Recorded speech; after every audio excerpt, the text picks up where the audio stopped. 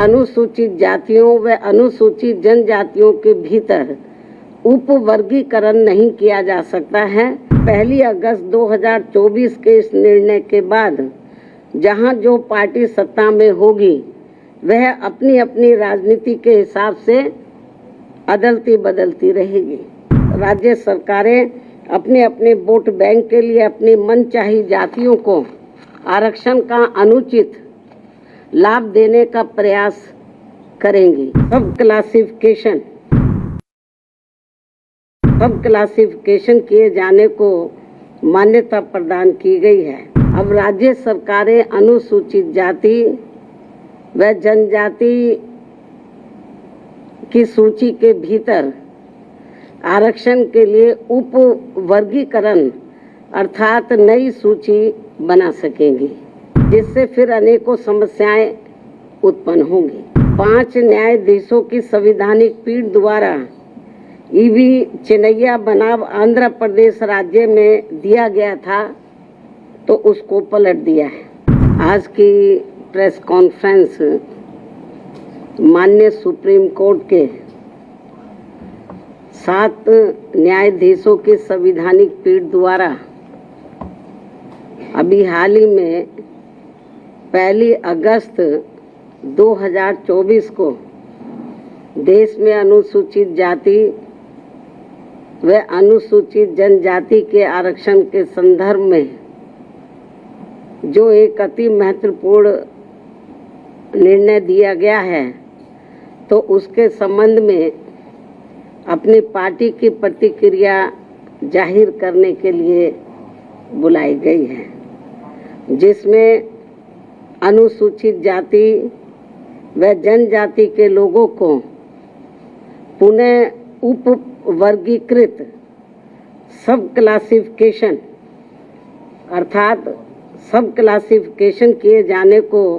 मान्यता प्रदान की गई है, जिसको लेकर और भी बहुत सी बातें कही गई हैं। उनसे हमारी पार्टी कतई भी सहमत नहीं है और इस संबंध में माननीय सुप्रीम कोर्ट द्वारा दविंदर सिंह बनाम पंजाब राज्य मामले में पारित इस आदेश के अनुसार अब राज्य सरकारें अनुसूचित जाति व जनजाति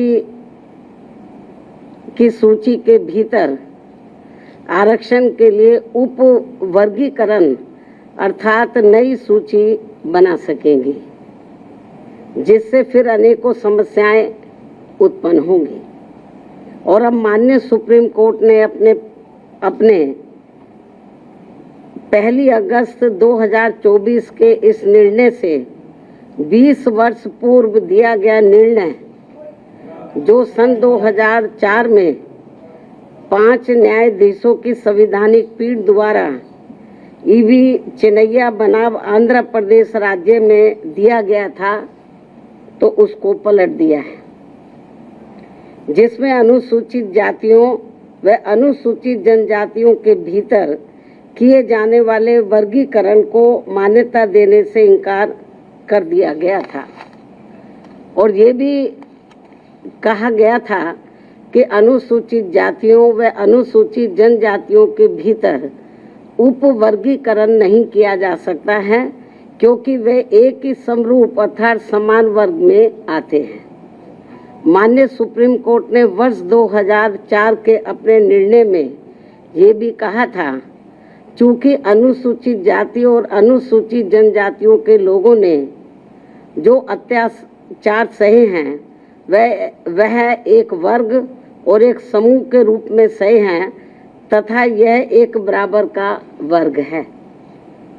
जिसके भीतर किसी भी प्रकार का वर्गीकरण करना उचित नहीं होगा। माननीय सुप्रीम कोर्ट ने अपने 2004 के निर्णय में ये भी कहा था कि अनुसूचित जातियों और अनुसूचित जनजातियों के भीतर किसी भी प्रकार का उप वर्गीकरण भारतीय संविधान की मूल भावना के विपरीत होगा। माननीय सुप्रीम कोर्ट ने अपने वर्ष 2004 के इस निर्णय द्वारा समानता के अधिकार का उल्लंघन करने के कारण आंध्र प्रदेश सरकार द्वारा पारित आंध्र प्रदेश अनुसूचित जाति अधिनियम 2000 को भी रद्द कर दिया था। अपने 2004 के निर्णय में माननीय सुप्रीम कोर्ट ने ये भी माना था कि ये वर्गीकरण इन जातियों के भीतर अलग अलग व्यवहार करके समानता के अधिकार का उल्लंघन करेगा। और अब माननीय सुप्रीम कोर्ट के 7 जजों की पीठ ने 1 अगस्त 2024 के निर्णय से सन 2004 के निर्णय को पलट दिया है, जबकि इस निर्णय से अनेकों मतभेद उत्पन्न होंगे। माननीय सुप्रीम कोर्ट के 1 अगस्त 2024 के इस निर्णय के बाद केंद्र और राज्य सरकारों के बीच भी मतभेद की स्थिति उत्पन्न होगी,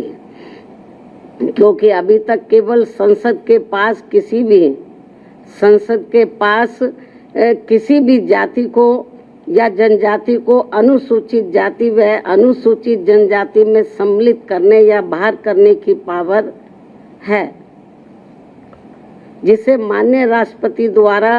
अपने आदेशों द्वारा क्रियान्वित किया जाता है और जिसे बदलने का किसी भी राज्य सरकार को अधिकार नहीं है।